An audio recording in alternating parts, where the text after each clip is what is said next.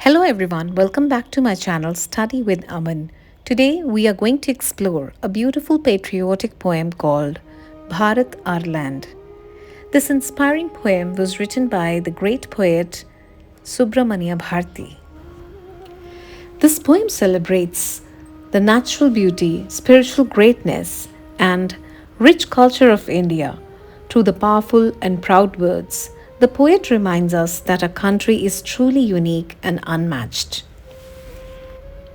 Interestingly, the poem was originally written in Tamil during the early 20th century, a time when India was under British colonial rule. During this difficult period, Bharati used his poetry as a powerful weapon to awaken the spirit of patriotism among Indians. Even though he mostly wrote in Tamil, his ideas and patriotic spirit influenced the entire nation. Through poems like Bharat Our Land, he reminds us of the greatness of India and urges us to respect and protect our country. So, in today's video, we'll understand the meaning of the poem, its deeper message, and why the poet feels so proud of her land. To begin with, let's take a look at the first stanza. In these powerful lines, the poet Subramania Bharati expresses his immense pride in India's natural beauty and spiritual greatness.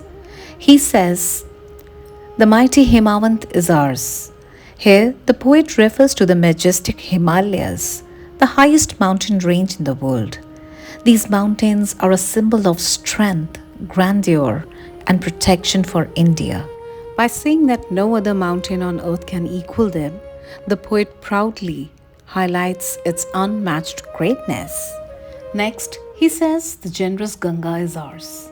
The poet is talking about the sacred river Ganga, which is not only a lifeline for millions of people, but also deeply respected in Indian culture.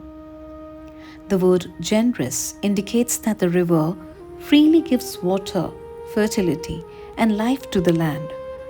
The poet also asks a rhetorical question: which other river can match her grace? Implying that no other river in the world is as sacred and life-giving as River Ganga.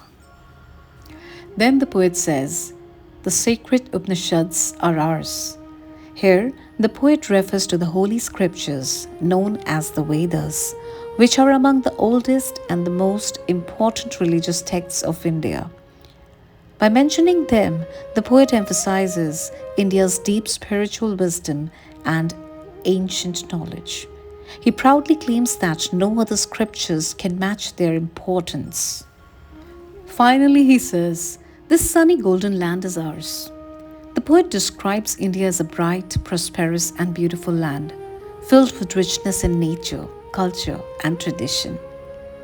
When he says, "She is peerless, let's praise her," he means that India is unique and unmatched in the entire world, and therefore deserves our respect, admiration, and pride.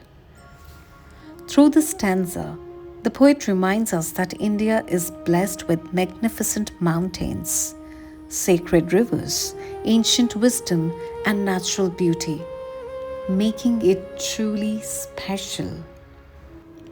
Now let's take a look at the second stanza. The great poet Subramania Bharati proudly talks about India's glorious history, spirituality, and cultural richness. The poet begins by saying, "Gallant warriors have lived here." He reminds us that India has been the land of brave and heroic warriors who fought courageously to protect their country and its values. Their bravery and sacrifices are an important part of India's proud history. Next, he says, "Many a sage has sanctified this land." This means that India has also been home to great saints, sages, and spiritual leaders who spread wisdom, peace, and moral values. Their teachings have made this land holy and spiritually rich. Then the poet says, "The divinest music has been heard here." Here, he highlights India's beautiful traditions of music and art. Indian classical music, devotional songs, and cultural performances have always been admired for their depth and spirituality. The poet continues, and here all the auspicious things are found. This line indicates that India is a land filled with goodness, prosperity, and positive traditions. Everything that is pure, sacred, and meaningful can be found in this country. Next, he says, here Brahma knowledge has taken root.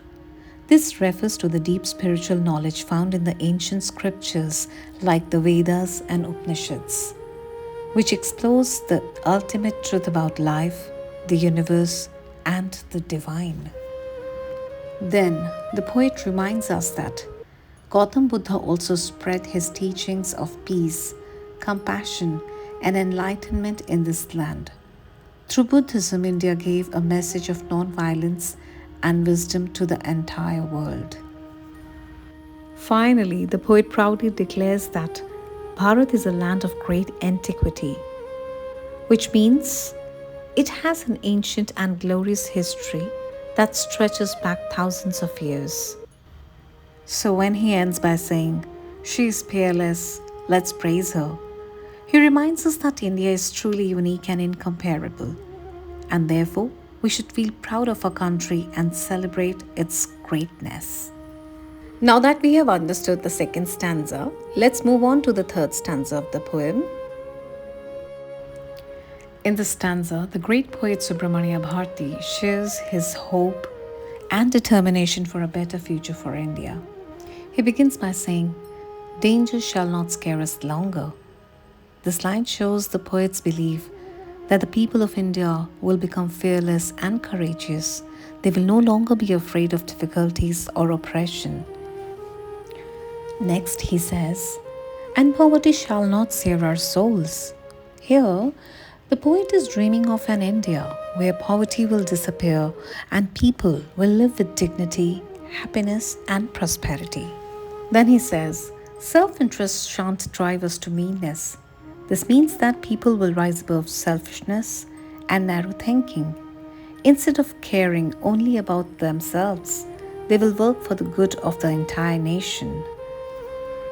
He also adds, and cowardly indifference shall cease forever. The poet wants Indians to stop being passive or indifferent. Instead, they should become active, brave, and responsible citizens who stand for justice and progress.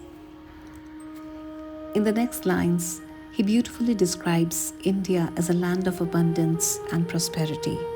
When he says, our land overflows with milk and honey, he uses a metaphor to show that India is naturally rich, fertile, and capable of providing prosperity to its people. He continues by saying that the land produces fruit and corn throughout the year, highlighting India's agricultural richness and natural resources. And finally, the poet proudly calls India the famous Aryan land of Bharat, a land with ancient culture, noble traditions, and a glorious heritage. And once again, he ends by reminding us that our country is unique and incomparable, saying, she is peerless, let's praise her. So dear friends, with this we come to an end of the poem. And in a nutshell, we can say the poet Subramania Bharati builds national pride by highlighting India's unmatched natural beauty, sacred text, and rich history. During colonial rule, the poem inspired people to overcome fear and indifference and work for self-reliance. So by blending spiritual heritage with material prosperity, the poet presents Bharat as a divine mother who deserves our respect, unity, and action. So with this, we finish the explanation of the poem. In the next video, we'll discuss the poetic devices used in the poem. Make sure you watch my next video. Until then, have a good day.